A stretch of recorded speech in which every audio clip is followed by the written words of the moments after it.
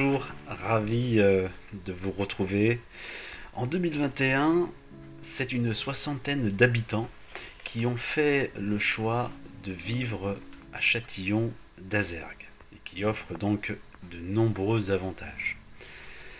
Dans ce document, votre web TV Châtillon d'Azergues TV vous propose un document exceptionnel, le portrait d'une nouvelle habitante, Sandrine, artiste peintre, qui a fait le choix de vivre à Châtillon. À très bientôt. Donc, je m'appelle Sandrine Vadreau, je suis née à Chalon-sur-Saône, où j'ai fait la première partie de mes études et où j'ai été initiée aux arts plastiques et à la photographie durant une dizaine d'années. Et ensuite, j'ai habité dans plusieurs villes de la région Rhône-Alpes pour arriver en Beaujolais bleu à Villefranche en 1999, en Beaujolais vert à Valsonne en 2003, pour ensuite rejoindre les Pierres Dorées en 2015, où j'avais choisi le Bois-d'Oing pour des raisons de praticité à l'époque, et avec l'envie l'année dernière de me dire j'ai envie de séparer ma partie professionnelle de ma partie personnelle et ainsi trouver un lieu où me faire un petit nid pour habiter et un lieu pour me faire un petit nid pour travailler. Voilà, et donc je suis arrivée à Châtillon en août de cette année parce que j'ai été attirée. En fait, je voulais rester dans l'esprit Pierre Doré, d'une part, ça faut. Voilà, je pense que j'ai été adoptée par les Pierres Dorées, ou alors c'est moi qui les ai adoptées, ça on ne sait pas vraiment. L'histoire ne le dit pas, mais l'histoire dit que Châtillon, j'étais très attirée. Et quand on voit le village au soleil, je pense qu'on comprend tout de suite pourquoi.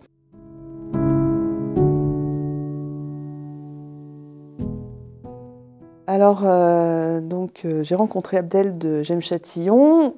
Peut-être que nous serons amenés à faire des projets ensemble par la suite. Je connais pas très bien la vidéo, mais ça peut être quelque chose qui s'envisage comme un média également, qui pourrait être intéressant de travailler pour moi. Et sinon, je vais être adhérente à la Licorne, puisque j'ai toujours été passionnée de patrimoine, d'histoire, et puis j'ai été toujours très impliquée dans le tourisme également. Donc si au niveau associatif, que ce soit pour ces deux associations ou dans un autre cadre, je peux amener un petit peu d'expérience et puis un petit peu de peut-être encore plus de dynamisme et puis voilà, un regard supplémentaire, ça sera avec beaucoup de bonheur.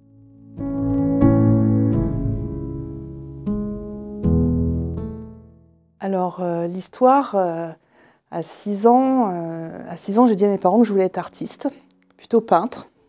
Donc à 8 ans, j'étais à l'école municipale d'art de Chalon-sur-Saône tous les mercredis, comme beaucoup d'enfants, où j'ai commencé à faire des reproductions à l'époque de Monet.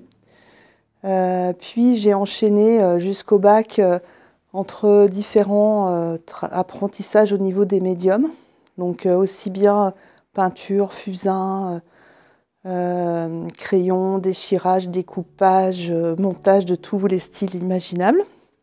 Et puis en même temps, à la Maison européenne de la photographie, où j'ai dû faire ma première expo photo, je devais avoir 16 ans à peu près. Voilà, donc j'ai commencé comme ça. Et puis je suis allée faire des études de communication sur Lyon. Et tout en gardant en mémoire ce qui m'attirait avant tout, c'était quand même les arts plastiques. Et puis en agence de com, et puis en imprimerie, et puis à mon compte donc depuis maintenant presque 20 ans, en tant que graphiste et rédacteur et artiste peintre, et en alternant mes différentes activités. La peinture, c'est bien, on va dire la mêler et l'assembler avec d'autres matières, c'est mieux. Et donc j'adore mêler les matières.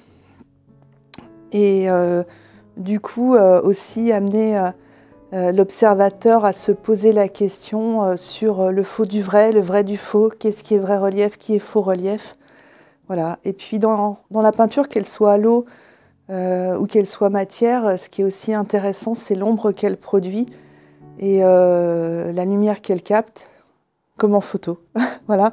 Donc finalement, on retrouve dans mon jeu de peinture, je pense le jeu de la lumière également.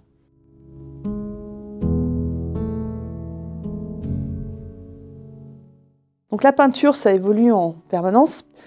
La photo, je joue aussi avec, puisqu'il y a des éléments photographiques parfois dans mes toiles. Et l'actualité, c'est qu'on m'a mis au défi, il y a quelques semaines, de travailler de la peinture recyclée. Donc la peinture recyclée, des papiers recyclés, des matières recyclées. Et puis, comme vous avez remarqué, je suis quand même attirée par des grands formats, bien que je fasse aussi quelques petits formats. Et comme le cadre d'1 mètre par 1 mètre, comme ici, ou d'1 mètre 50, comme là, commence à être un peu juste, je me suis attaquée au mur. Et j'ai commencé à faire des fresques. Donc des fresques ou plates ou en relief, mais en jouant avec le recyclage. Et pour l'actualité, pour 3 mois, je suis à Tarare, dans un atelier éphémère, l'ancienne maison de la presse, qui était vide depuis plusieurs années, donc où on m'a confié la mission de redonner vie au lieu et puis donc de présenter mon travail et donc d'accueillir les curieux et les clients durant 3 mois jusqu'à fin janvier. Et en même temps, je m'associe à Suzanne Denisov pour une exposition à Chazet d'Azergues les 4 et 5 décembre, avec également 3 professionnels autour de la femme, puisqu'il y aura de l'accessoire, de l'esthétique et du diamant au programme.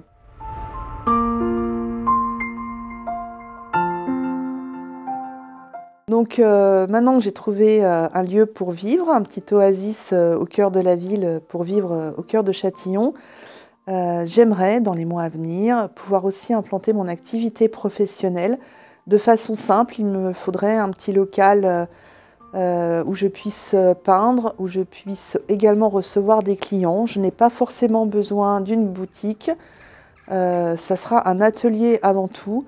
Mais voilà, je lance un appel si quelqu'un a un local de 30 mètres carrés, chauffé, avec de la lumière et par contre en rez-de-chaussée, merci de me contacter, ça serait gentil.